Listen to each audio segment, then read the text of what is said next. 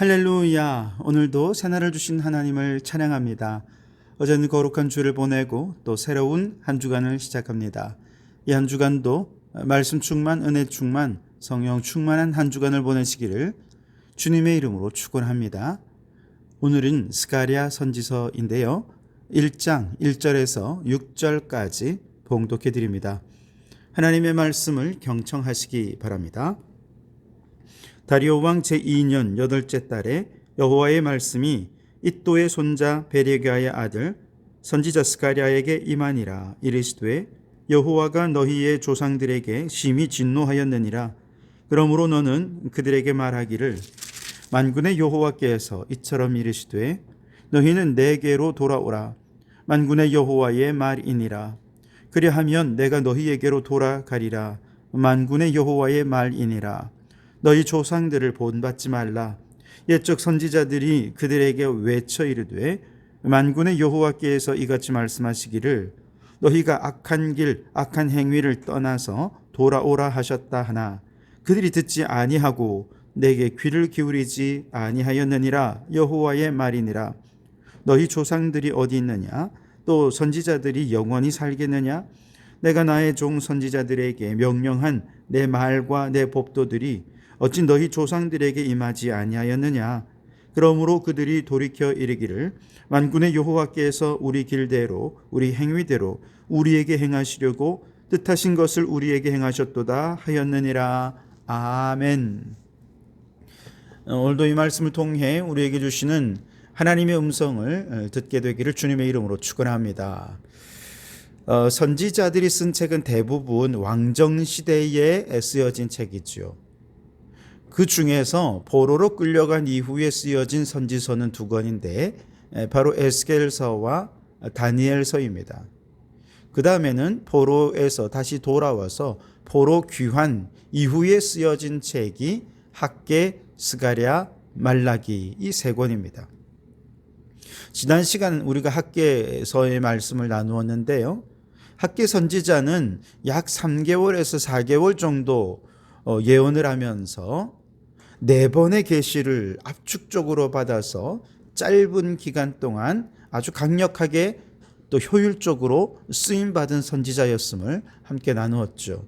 그는 그 짧은 시간 동안 성전 건축을 무려 16년 동안이나 쉬고 있던 이 백성들이 다시 성전 건축을 할 수 있도록 동기부여를 해주었습니다. 뿐만 아니라 솔로몬 성전에 비해서 너무 초라한 스룹바벨 성전을 보고 실망하는 사람들에게 이전 영광보다 낮은 영광이 훨씬 더 크리라는 하나님의 메시지를 증거하기도 했습니다. 뿐만 아니라 사마리아 사람들의 성전 건축에 참여하라는 것을 율법을 근거로 차단을 했고요. 스룹바벨을 하나님이 택하신 리더십으로 믿고 따를 수 있도록 하는 역할도 해주었습니다. 굉장히 중요한 역할들을 잘 감당했죠. 오늘부터 이제 시작하는 스가랴 선지자는 이 학개 선지자와 동시대에 활약했던 선지자입니다. 가장 먼저 스가랴 선지자에게 계시가 임한 것은 오늘 1절에 보면 다리오 왕 2년 8월경이라 그랬는데 이때는 BC 520년경으로서 학개 선지자가 예언한 지 약 2개월 이후의 일이었습니다. 이때는 이미 학개 선지자의 성전 재건 동료로 인해서 이제 막 성전 재건이 시작된 단계였습니다.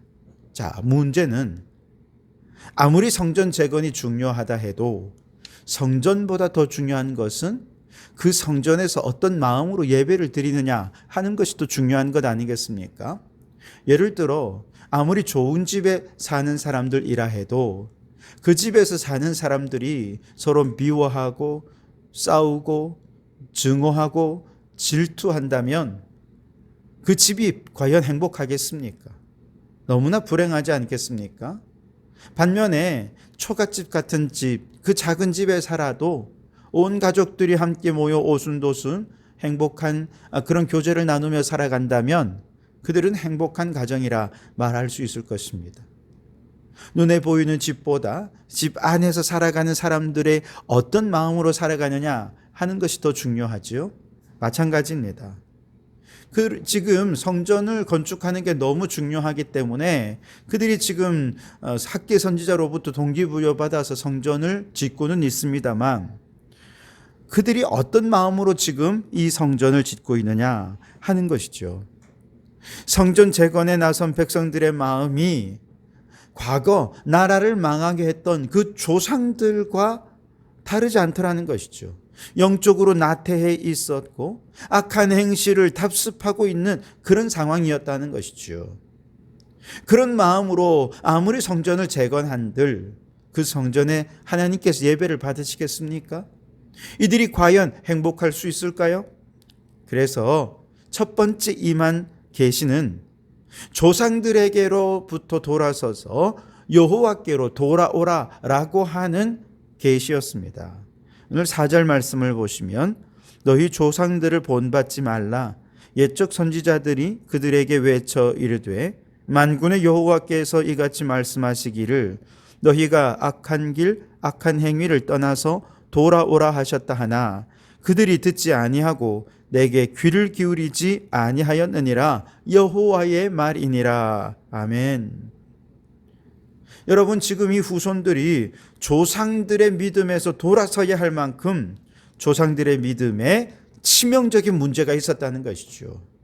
그 문제가 무엇이냐? 앞서 말씀드린 대로 그들의 신앙생활에 마음이 담겨져 있지 않았다는 이야기입니다. 과거 선조들은 진노의 심판을 당하는 그 순간까지도 그들은 자신들이 하나님의 선택된 백성이라는 자부심을 잃어버리지 않았습니다. 하나님의 택하신 백성으로 축복을 받으며 우리는 절대로 구원에서 제외될 리가 없다라는 확신을 가지고 있었습니다. 그들이 이처럼 확신을 가진 근거는 첫째는 혈통 때문이고 둘째는 예배 생활 때문입니다. 아브라함, 이삭, 야곱으로 쭉 내려오는 그 혈통을 보시고 그 혈통 안에는 우리는 반드시 구원받은 자들이다 그렇게 믿었던 것이죠. 뿐만 아니라 그들은 여전히 안식일, 월삭, 절기 등 모든 예배를 빼먹지 않고 지켰습니다. 그러니 그들은 하나님께서 구원해 주실 것이라는 확신을 가지고 있었던 것이죠. 문제는 그들에게 아주 치명적인 문제가 있었는데 그렇게 열심히 제사를 드리고 절기를 지키는 백성들의 마음 속에 하나님을 경외하는 마음이 없었다는 것이죠. 하나님을 경외하는 마음 없이 그저 형식적으로만 예배를 드리고 절기를 지키는 종교 생활에 열심을 내고 있으면서도 하나님이 우리를 구원해 주실 거야 라고 하는 막연한 확신을 갖고 있었던 것이죠. 그러나 우리 하나님은 어떤 분이십니까? 우리 하나님은 외면을 보시는 분이 아니라 중심을 보시는 분이십니다. 하나님은 자신을 존중하는 자를 존중히 여기시지만 자신을 존중하지 않는 사람들은 경멸하실 것이라 하셨습니다. 이사야 선지자를 통해서 하나님께서 백성들을 책망하신 것도 똑같은 이유에서였죠. 이사야 29장 13절 말씀에 이 백성이 입으로는 나를 가까이 하며 입술로는 나를 공경하나 그들의 마음은 내게서 멀리 떠났나니 그들이 나를 경외함은 사람의 계명으로 가르침을 받았을 뿐이라. 이와 같이 이사야 선지자의 예언과 수많은 예언자들이 동일한 것을 지적했는데 바로 마음이 없이 형식적으로만 예배드리는 그들의 모습이 이 나라가 결정적으로 망하게 된 이유였다는 것이죠. 그 후손들은 조상들로부터 계명의 가르침을 받긴 했지만 하나님을 공경하고 사랑하는 마음의 중심을 배워온 적이 없는 것입니다. 예수님께서도 마태복음 7장 21절에서 나더러 주여 주여 하는 자마다 다 천국에 들어갈 것이 아니요 다만 하늘에 계신 내 아버지의 뜻대로 행하는 자라야 들어가리라 라고 말씀하셨습니다. 우리의 마음의 중심을 담지 못하면 천국 갈 수 없다는 것이죠. 구원받을 수 없다는 이야기입니다. 마음의 중심을 담아서 아버지의 뜻대로 예배드리고 아버지의 뜻대로 순종하고 아버지의 뜻대로 사명을 감당하는 바로 그 사람이 천국에 들어갈 거라는 것이죠. 그러므로 여러분, 우리의 신앙생활에 마음을 담아야 하겠습니다. 우리의 중심을 하나님으로 향할 수 있어야겠습니다. 형식적인 종교 생활이 아니라 하나님과 인격적인 관계를 맺고 하나님을 뜨겁게 사랑하며 교제하는 그 마음 중심으로 신앙생활 하다가 천국에 들어갈 때 우리 주님 잘하였다, 착하고 충성된 종아, 칭찬해 주시는 바로 그런 우리 성도들이 다 되실 수 있기를 주님의 이름으로 축원합니다. 스가랴서 1장에는 두 번의 환상이 계시로 주어집니다. 7절에 보시면 다리오 왕 제2년 11째 달 곧 스밧월 24일에 이또의 손자 베레기야의 아들 선지자 스가랴에게 여호와의 말씀이 임하니라 그랬습니다. 첫 번째 환상인데요. 이때는 주전 519년 중순쯤인데 이날 단 하루 만에 이 스가랴 선지자는 8가지 환상을 잇따라 보게 됩니다. 물론 환상이라고 해서 환각 속에서 꿈을 꾼 것이 아니고요. 아주 뚜렷한 의식으로 그가 영적으로 본 것을 전해주는 것입니다. 첫 번째 환상은 붉은 말을 탄 사람입니다. 8절에 보면 내가 밤에 보니 한 사람이 붉은 말을 타고 골짜기 속 화석류 나무 사이에 섰고 그 뒤에 붉은 말과 자줏빛 말과 백마가 있기로 그랬습니다. 여기 환상 속에서 붉은 말을 타고 골짜기 속 화석류 나무 사이에 선 그 한 사람이 누구일까? 이것을 이해하려면 먼저 화석류 나무가 무엇인지 알아야 되는데요. 화석류 나무는 이스라엘을 상징하는 나무입니다. 화석류 나무는 백향목처럼 화려하지 않습니다. 상수리 나무처럼 거대하고 웅장하지도 않습니다. 그저 겸손하고 허세를 부리지 않으면서 외부로부터 시련을 당할 때는 스스로 향기를 뿜어내는 것이 화석류 나무의 특징이었습니다. 이스라엘이란 나라가 이처럼 화석류 나무 같은 민족이라는 것이죠. 만민 중에 보잘것없고 연약한 민족이 이스라엘입니다. 특히 바벨론에서 귀환한 선민들은 주변의 소수민족의 공격에도 제대로 대처하기 힘들 정도로 정말 연약한 존재였죠. 그러나 중요한 것은 이 연약한 화석류 나무 가운데 누가 계시냐? 붉은 말을 탄 한 사람. 이 사람이 누구냐 하면 11절에 여호와의 사자라고 표현을 했습니다. 여호와의 사자라고 해서 단순히 천사를 말하는 것이 아니고요. 삼위일체 하나님 가운데 성육신하기 이전의 성자 예수님을 가리키는 말입니다. 화석류 나무 가운데 계신 바로 그 예수님, 성자 예수님은 요한계시록 1장에 보면 7촛대인 7교회 사이를 거니시는 분으로 묘사가 되고 있죠. 그래서 구약의 백성들 사이에서 이미 성자 예수님이 그들 가운데 거하셨고 초대교회 가운데에서도 신약의 교회들 안에 주님께서 함께 거하신다는 것을 보여주는 것입니다.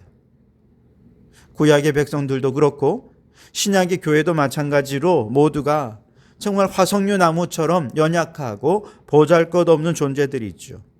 하지만 성자 예수님께서 그들과 함께 하시니 그 누구도 이 백성들을 쓰러뜨릴 수 없는 강력한 존재가 된다는 뜻이죠. 실제로 교회는 끊임없이 핍박을 당해왔고 고난당해왔지만 그 어떤 제국도 그 어떤 군대도 교회를 무너뜨리지 못했습니다. 그만큼 강력하게 주님께서 교회를 붙들고 계신다는 뜻이지요. 지금도 교회는 여전히 연약합니다. 또 여전히 공격을 당합니다. 그러나 우리 주 예수 그리스도께서 교회 가운데 거하시는 한 교회는 반드시 주님 재림하시는 그날까지 하나님 나라의 도구로 강력하게 쓰임받게 될 줄 믿습니다. 18절 말씀에는 두 번째 환상이 등장하는데요. 우선 선지자는 4개의 뿔을 봅니다. 이 뿔이 무엇냐? 19절에 보니 유다와 이스라엘과 예루살렘을 흩뜨린 뿔이니라 그랬습니다. 성경에서 뿔은 힘이나 세력이나 권세를 상징하는 것입니다. 다시 말해 하나님이 택한 백성들을 온 세계로 흩어버린 힘, 세력, 권세가 있는데 그들이 누구입니까? 바로 아수르와 바벨론 아닙니까? 그리고 그들과 협력했던 여러 이방 나라들을 의미하는 거죠. 그리고 오늘날은 그 힘과 권세로 교회를 공격하는 사탄 마귀를 의미하는 것입니다. 에베소서 6장 12절에 우리의 씨름은 혈과 육을 상대하는 것이 아니요 통치자들과 권세들과 어둠의 세상 주관자들과 하늘에 있는 악의 영들을 상대함이니라 그랬습니다.